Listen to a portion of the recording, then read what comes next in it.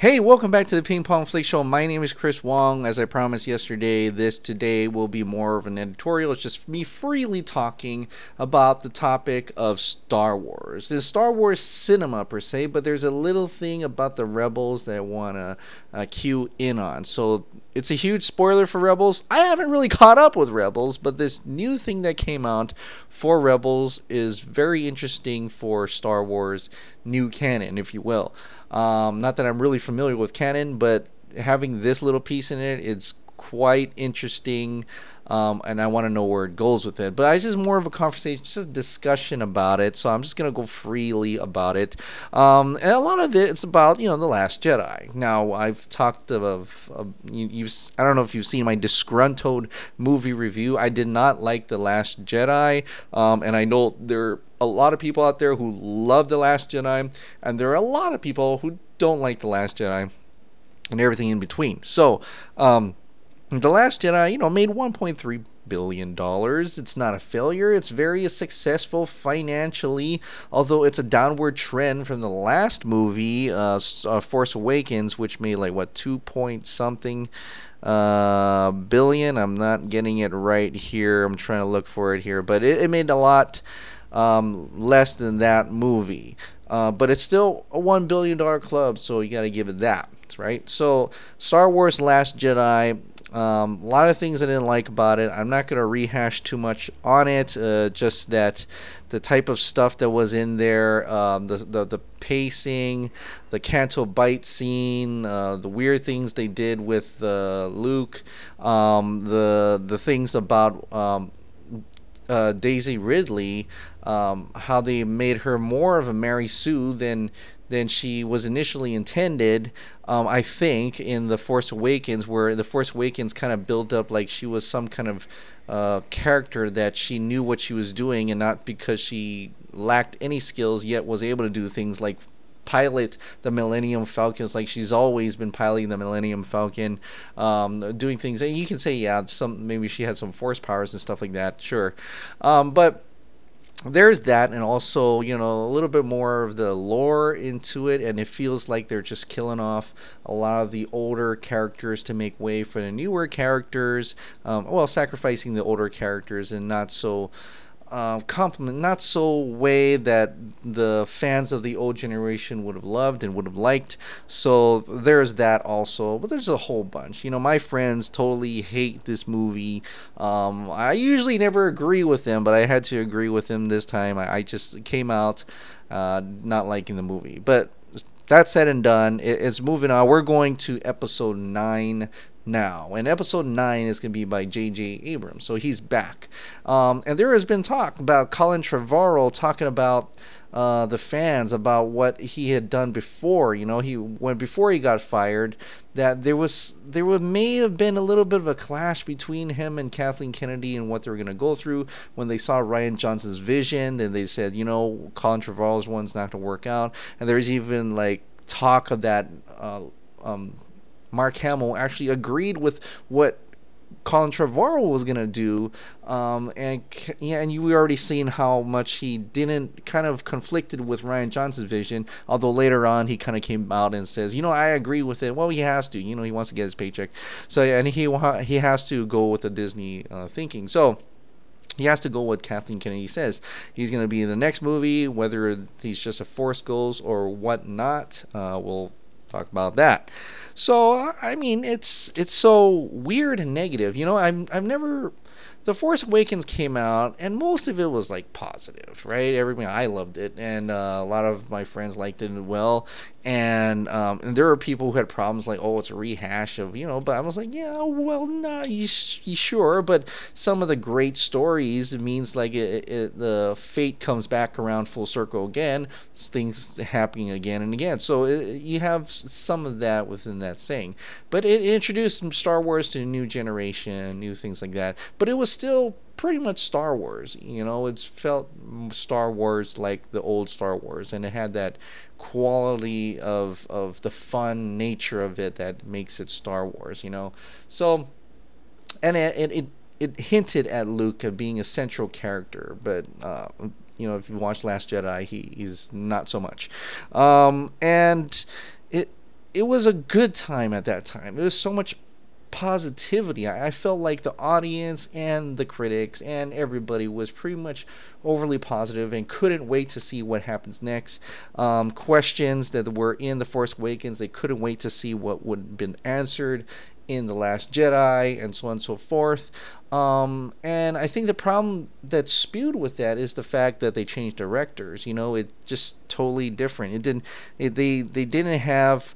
They had a creative figure, you know, like Kathleen Kennedy, but to oversee the types of things. But pretty much everybody made their own movie. And I think when she hired Rian Johnson to do the second one, then got Colin Trevorrow, and then they decided that what Colin Trevorrow's he was doing, and they looked at what Rian Johnson was doing, and they're like, well, we like Rian Johnson's version, so it doesn't connect to yours, Colin, so, you know, bye-bye, you know, see you later. And JJ Abrams is back on board, so that's an old story. So JJ Abrams back on board, and a lot of people who didn't like Last Jedi was like, oh yes, JJ Abrams. You know, at first they were like, no, don't, not JJ. Now they're like myself is like, all right, I'm kind of excited to have JJ back because maybe he'll get to talk about Star Wars: The Force Awakens. He'll actually kind of a little bit retcon it or explain it differently. Maybe Kylo Ren really was hiding Daisy Ridley's real parents in his back of his mind. He was just tricking her and stuff like that. Maybe you know, well, I don't really now I don't care too much about what's his name, the evil guy. Oh my God, I'm losing my mind already. But you know, we don't care about him coming back, and then or you know, he could be Darth Plagueis or something. You know, he doesn't necessarily need to be anymore. Snoke, that's his name. So maybe Snoke doesn't have to come back, but you know, people are thinking maybe he still could be alive. He's Darth Plagueis. He could be resurrected. You know, all that kind of things that connect together. And I'm like, oh, okay, yeah, that could happen. That could totally happen. That'd be kind of cool. Maybe he's gonna be listening, or maybe he had planned it out this whole time. Rian Johnson's vision doesn't bother him. He can totally work with that for that reason. And a lot of people are like, oh, maybe he'll listen to the fans. But guess what? You know, he came out and says, you know, the people who hate Last Jedi are intimidated by women. You know, or fear women. So then everybody kind of just, what? He said, what? Like, totally shocked. I was shocked. If you weren't going to listen to the fans, that's fine. But I don't think you should call them that. Like, because not everyone is against feminism. And that's not the problems that a lot of them were talking about for The Last Jedi. Women, and there were a lot of women YouTubers I've seen who were offended by what he said. You know, I mean, women themselves are like, how, we're women, we're not offended by that, we're just offended by the movie. The movie was junk. The story was junk. What they did with the characters they love was junk. You know, it's weird and off-putting, and so the story is just very lacking, and for people who says, oh, it took Star Wars in directions, it really didn't. They played safe. The good guys are still the good guys. They didn't go any route. They kind of combined Return of the Jedi and Empire Strikes Back in the same movie, so it didn't really break too much ground, and so it was felt to me very lackluster. Like, you coming out, it was like, oh, and then you come out and it's just like you know, all that energy just sucks right out. Like, I don't even care what happens next. You know, like, Kylo Ren's the big bad guy. Ugh. You know, I'm like, he's not that intimidating. So, and a lot of fans feel that way. A lot of people feel that way, and so that maybe that rotten score, that rotten audience score is more truthful than what people want to say, that it's been rigged and stuff like that. And I'm gonna see a lot of hate comments on this video alone. But there's so much going on, negativity for this. It's so weird and so different from before on how all these people, all these different sides, it's extreme hate and extreme love at the same time. My friends have turned into extreme hate, They totally hate this move. They totally hate the franchise. They say Star Wars is dead. Kathleen Kennedy should be fired. And I see a lot of people out there, a lot of fans out there, a lot of YouTubers. SC Reviews, he still keeps on going with Star Wars. $3 Theater still keeps going on with this. Geeks and Gaming keeps going on about it, and it's and they bring up a lot of good points. And if you want to watch more Star Wars stuff, I suggest you go watch those channels, because they go into great detail. Almost every day there's something new about Star Wars, and Star Wars is huge. You know, everybody loves Star Wars. Heck, even Zack Snyder loves Star Wars. Remember the time when he had Henry Cavill and the Superman with the robe, and he had the lightsaber, and hiding the Batman and the Millennium Falcon. No, I'm sorry. That was JJ Abrams responding back to that, and they kept going back and forth. And it was so cool back then to have, you know, the Batman v Superman guy and the Star Wars Force Awakens guys. They trading little videos and teaching each other. You know, I'm getting off point here, but it was so cool back then. You know, it was so exciting back then, and just have this Last Jedi movie just take the life out of it for a lot of people, more than for people who didn't like the Force Awakens. They actually liked the Force Awakens better than this, and they would have you know, there was more potential in the Force Awakens than in what the Last Jedi could do. You know, like, where could it go from here, really? And a lot of people are putting on Kathleen Kennedy, right? I don't know her. I don't really, you know, I haven't seen any interviews or stuff like that. People say she's a extreme feminist, yet she even says that, you know, women directors, she hasn't found any women directors that would work for this series. So is that feminist, not feminist? I don't know. But Christian Harloff at Collider. Now, I don't really watch too much Collider anymore, but Geeks and Gaming actually brought this up, that when he watched that recent video of Christian Harloff on his Collider Jedi Council, and he thought it was interesting because he was kind of taken aback that even Christian Harloff liked The Last Jedi, or he didn't like it at first, and then he watched the second time and he liked it, or something like that. But Christian Harloff, even though, like, a lot of you will probably don't like him, Shaker, I know you don't like him, but he's got a point in one of his videos, and he likes Star Wars. He's always there for Star Wars, but he even knows that Kathleen Kennedy should not be part of the creative team, right? She could be the overarching, you know, the manager, just in terms of production and stuff, but there should be a real creative guy involved in that, you know, especially ones where in terms of canon, where it connects everything. It has to connect. It has to be like this, like this. Now, DCEU, it's all different. Superman has changed over the years. All his stories are different. Batman has changed over the years. All his Batman is different. But in case of Star Wars, and it has to remain the same. Like they said, everything you see now, because they took off the expanding universe, the EU, everything you see now is canon. Everything now is connected. And so Christian Harloff makes a good point. Like, Kathleen Kennedy doesn't seem to be involved in Rebels. The way the movies doesn't really connect to Rebels too much, aside from, you know, Forrest Whitaker's character in Rogue One. I forgot his name, sorry. And it doesn't connect like how it should be. They could argue it's a different part of the universe, different part of the storyline and stuff like that. But it seems like they're working differently. In a way, kind of like how like Kevin Feige, or even more is like more like how DC now and Greg Berlanti, right? But that's different because that's like could be multiverses and different universes. And Star Wars is one universe, you know, it's just one universe. Everything should be more canon. It's more important to make it canon, to make sure that everything works together on paper, everything is working together simultaneously. You know, that's what Star Wars is. Star Wars is like, man, it's like this, the rules are here, and you know, you can expand those rules, sure, but You have to be able to discuss it with each other. And like Kathleen Kennedy should talk to Filoni, and Filoni should talk to Kathleen Kennedy, and they should come to a conclusion. This is where we're going to go. This is where we're going to take place. Not trying to chase after each other, and everybody's doing their own thing. So I don't know if they're really doing that, but according to Christian Harloff, he believes they're not doing that. He doesn't see Kathleen Kennedy at the Rebels things. He doesn't see her at all. He thinks that Filoni should be the one managing the creative aspect of it.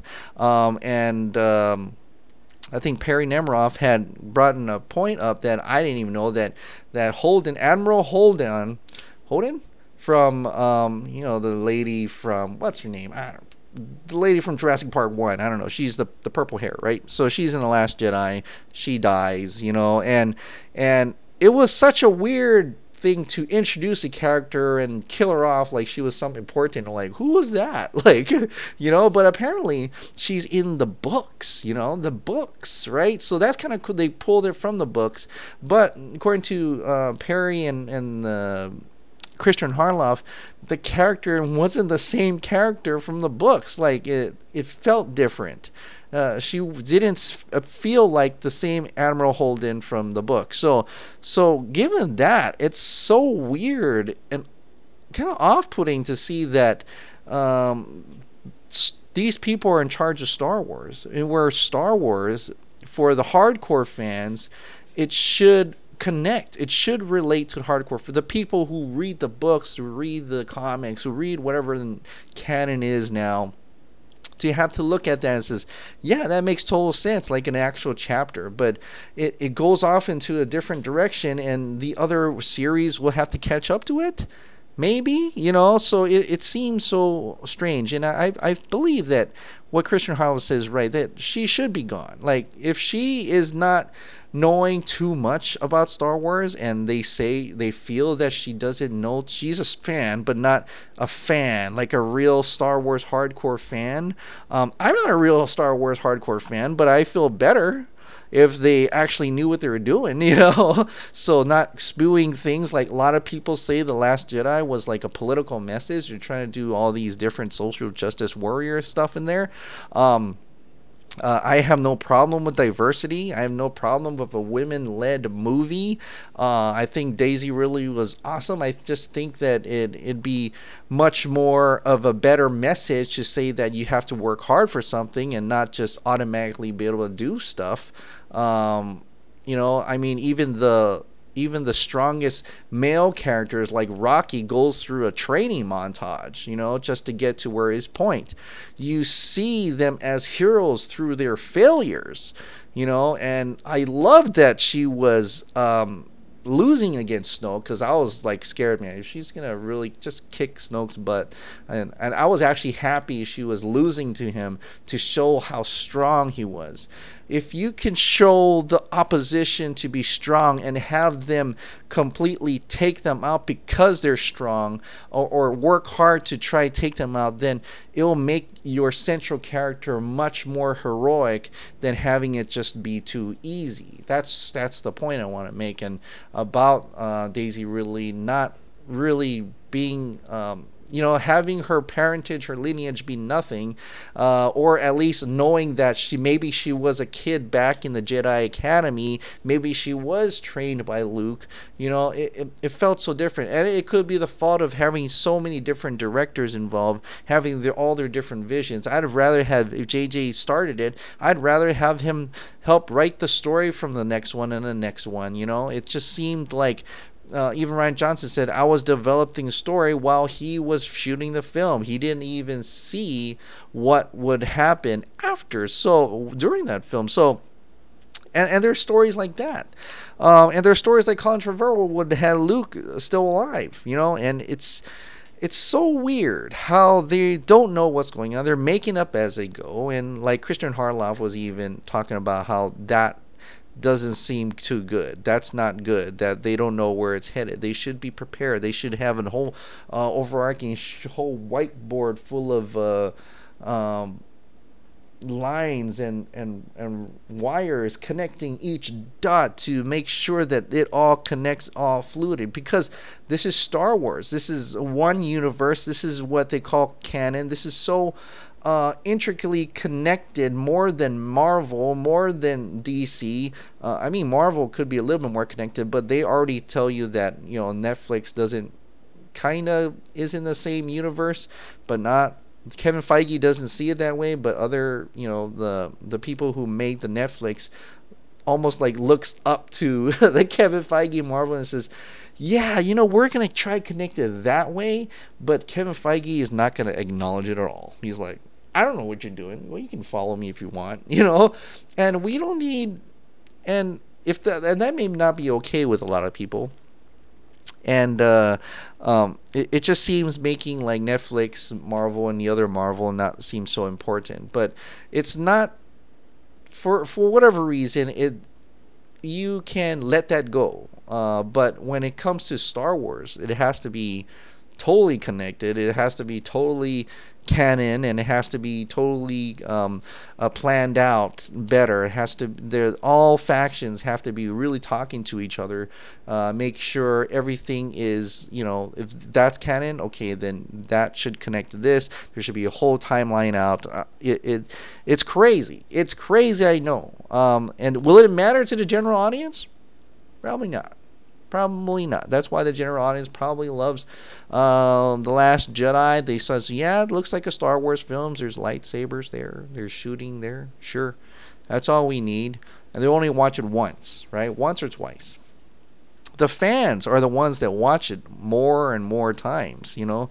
They're the ones that watch it 4 or 5 or 6 times, or a whole dozen. And there are people who are fans and are fans of Star Wars Last Jedi who do that, but I feel like there's a majority of them who are not out there. I have a friend who's a Star Wars fan, and he's part of, I think, Jedi Hawaii. I don't know if he, yeah, I have to ask him. I think he gets a lot of hate too, but he certainly did not like The Last Jedi. It took him a while to come around after seeing, and he only saw it once. But for whatever it is, I mean, it's just the negativity around Star Wars right now is super high. I mean, I have been, everything I tweet and stuff like that, it's been pretty negative. There would be once or twice where people were like, come at me saying, you don't understand, this is a good movie and stuff like that. How can you say that? I understand. You know, it's all subjective. Everybody likes what they like. And this is my opinion. So I don't know what's going to happen with the next one, right? But something came out in Star Wars Rebels. So shooting forward, Rebels came out, and they introduced something that is really weird. This is spoilers now, so if you want to hear about Rebels, you know, please turn off. But season 4, we know there's going to be a series finale. I didn't know that. I was like, wow, 4 seasons, I guess that's pretty long. It has to end sometime. It has to connect to the universe again, right? So apparently remember there was that whole thing about Ahsoka fighting Darth Vader. It was such an emotional thing for a lot of people because they watched Clone Wars and they known her, and of course she was the apprentice of Darth Vader. So they finally get together, and then she's trying to convert him back to Anakin, I think. I don't know, I haven't really watched it, but I think she dies. So what happened was Ezra, one of the main characters of the Rebels, actually goes through a portal in the Jedi Temple and was able to go back to that point in time, pull her out from getting killed. And that introduced time travel for the first time in Star Wars history, I think. I don't know what happened in EU, but in terms of the canon now, first time they're introducing time travel. And you're like, whoa, wait, what? They introduced time travel into this thing. That's interesting. That is really, really interesting. I don't know if there's controversy about that. I'm pretty sure there are. But now that they introduced time travel to canon, Inquisitor Report Entertainment had come out and talked a little bit. He had an article about what that recent time travel inclusion into Star Wars universe could mean for Star Wars Episode 9. Could it mean that they could use the time travel? Maybe Daisy Ridley or something goes back in time and saves Luke Skywalker? Maybe he don't have to die. Maybe save Harrison Ford, although Harrison Ford is pretty much done with Star Wars, so he might not do that. But able to save him, get him out or something, do something with time travel. I don't know. I don't think so, because in terms of when, like how I said before, Kathleen Kennedy doesn't talk to Filoni, or they don't think so. Or I don't think so. I don't know if they do. But according to like Christian Harloff, you know, they're not connected. They don't. She's not really into Rebels, or doesn't appear to be. So that won't happen. But it's a very interesting article about that. And would they be able to do that? Retcon Luke's death, use time travel to retcon Luke's death, retcon Snoke's death, and do all that to change it back. I don't know. We'll see. We'll have to see. But that is an interesting question, especially with the induction of that. And then, but the other part of it is that because they put time travel in, then a lot of people are going to be like, well, why didn't they do that to save Luke? Why didn't they do that for this? You know, you start to question things in the universe when you start doing time travel stuff. And when they never have even thought about time travel stuff back in the old George Lucas days. So it's very controversial. It's very crazy that they would do such a huge thing and not show that they could utilize it later. Maybe, I don't know, the Force could go through time, space, and time. Maybe they don't want to do that. Maybe they don't want to. You know, they could argue that. You know, the Force users don't want to go through time. You know, they don't want to alter anything. And what happens to Ahsoka's character at this point? So I don't know. But Star Wars Rebels also acknowledges the voices of Rey and Kylo Ren, so it connects the series to the films in a way like Netflix connects to the films by talking about Captain America, the Hulk, and stuff like that. So the Battle of New York, you know. So, but it never, you know, they don't talk in the other way, in the other direction. So this could be doing the same thing, where the TV series can go in all these different directions, following whatever the movie does, and that could be it. So what's going to happen? Star Wars Episode 9, apparently JJ Abrams has the script. It's done. He's already done with it. He's probably already shoot it. That's great, you know. Semi-excited, trying to see what he would do with that. I was like more excited before he talked about fans who didn't like The Last Jedi or afraid of women, you know. I was excited before that. After that, I was like, okay, I really don't care anymore. But I still do. I mean, I just want to see what happens in the story, and if it comes out incredible and stuff, and Episode 8 was just really a build up to that, like they had it all along, they knew it all along. They'll never, I don't think they'll ever say that they didn't have it all along, and that they did something differently. Then cool. But at this point, it just seems like a downer. Like Kylo Ren, the bad guy. I mean, I don't really care what happens. He could kill them all, and I wouldn't even care at this point, you know. And it's just pretty sad. It's just really, really sad. And I hope that when Episode 9 comes out, and wondering if how the box office is going to be for that, because if it trends downward, have the people who said Last Jedi, who did like The Last Jedi, are not going to watch Solo, not going to watch Episode 9. Are they really going to not watch it, or are they going to come back? You know, Solo is another one. Not excited for Solo at all. Like, not at all. I don't have that urge, the Star Wars urge, you know.